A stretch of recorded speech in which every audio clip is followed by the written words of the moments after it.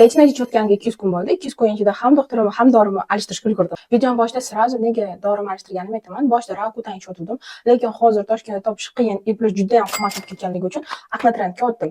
Ikkaloni dozirovkasi bir xil. Hozir 60 mg ichaman. Dorini alishtirsa, uni injeksiyasi yomon bo'lmaydimi, ya'ni o'zgarib qolmaydimi deganlar uchun hamma yerda o'qib chiqdim.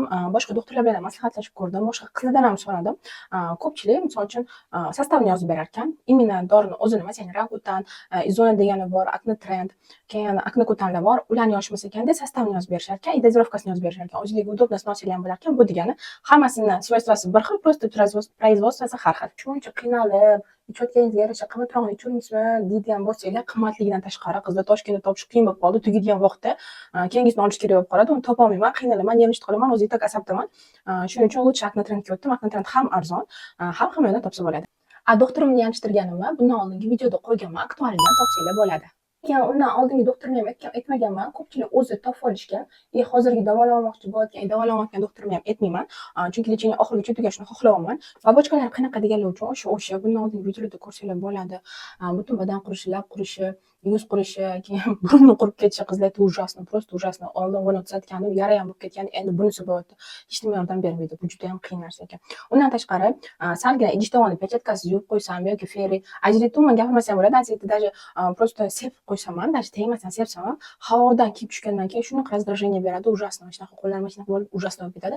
Buni davolash uchun kremlar ichadi. Kremlarni ham qilaman lekin, davolasa bo'ladigan bunaqa minusga chiqyapman. Keyin yana bir ikkita qizlar yorishganda, asabingiz buzilmayaptimi, depressiya shunga o'xshash narsalar deyishganda qizlar o'zi juda ham asabiyman deb, hozir 2 barobar asabiy bo'lib ketganman. Misol uchun mashina ham haydayman deb, mashinani haydash men uchun stress bo'ladi. Oldin juda ham yaxshi ko'rardim, hozir bo'lsa juda ham nervinglar o'zi napredelli bo'ladi.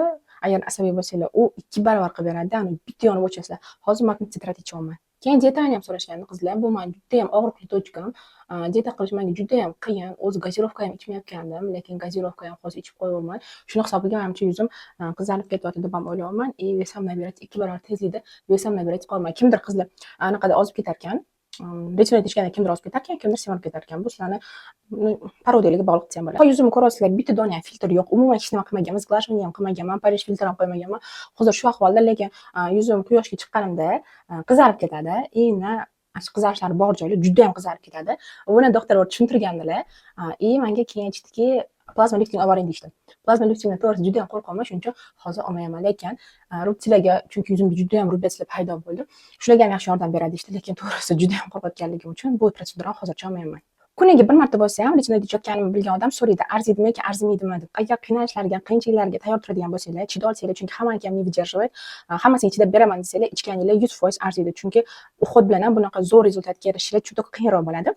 Keyin kimdirlardan eshitdim, juda ham qizlar yozishdi, yo agar topa olsam qo'yib beraman. 1 oy ichdim, 2 oy ichdim, yuzimdagi ketdi, keyin to'xtatdim. Doktorlar maslahatlashgan qizlar, bu juda ham seriozli narsada.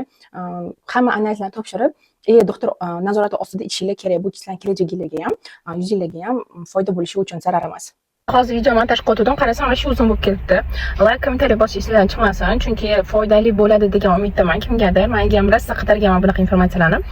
Shuning uchun podelitsani bosib, kommentariy yozib, любой kommentariy, like'larni bosib, kelsangiz juda ham xursand bo'laman. Savollar bo'lsa kommentariyaga yozinglar.